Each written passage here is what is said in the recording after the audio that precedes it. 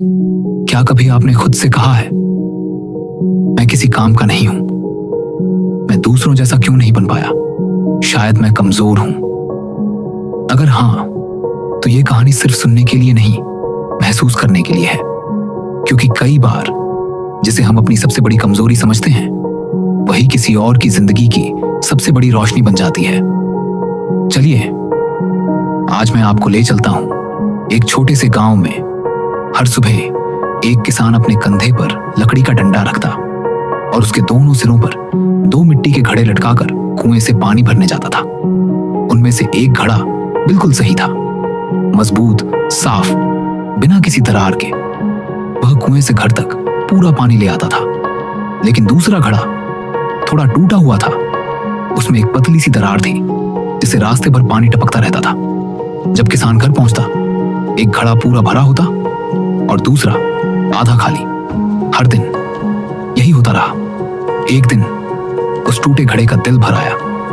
उसने किसान से कहा, मालिक, मुझे माफ कर दीजिए, मैं आपके किसी काम का नहीं हूं। आप इतनी मेहनत से पानी भरते हैं, लेकिन मेरी वजह से आधा पानी रास्ते में गिर जाता है। मैं बेकार हूं। किसान मुस्कुराया, लेकिन कुछ नहीं बोला।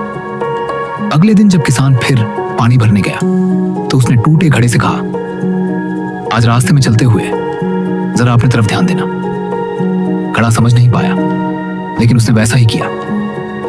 घर लौटते समय उस टूटे घड़े ने देखा, उसकी तरफ के रास्ते पर रंग बिरंगे फूल खिले हुए थे, सुंदर, खुशबूदार, पूरे रास्ते को सजाते हुए। जबकि दूसरी तरफ जहां सही घड़ा था, वहां रास्ता सूखा और साधारण था। घर पहुंचकर घड़े ने कहा, मालिक, मैंने रास्ते में फूल देखे, बहुत सुंदर थे, लेकिन फिर भी मैं तो पानी गिराता हूं। मैं अब भी किसी काम का नहीं हूं। तभी किसान ने मुस्कुराकर कहा, नहीं, तुम बेकार नहीं हो, तुम अलग हो, और यही तुम्हारी ताकत है।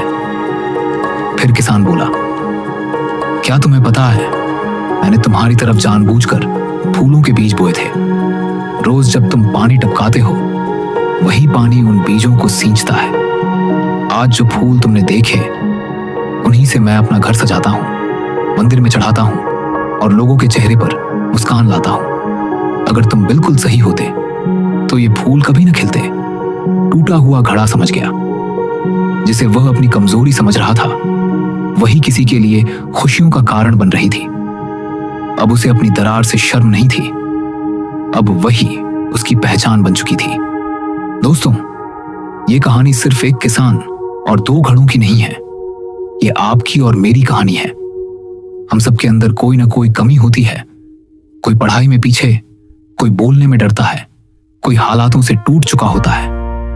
लेकिन सच ये है, जो चीज आपको दूसरों से अलग बनाती है, वही आपको खास बनाती है।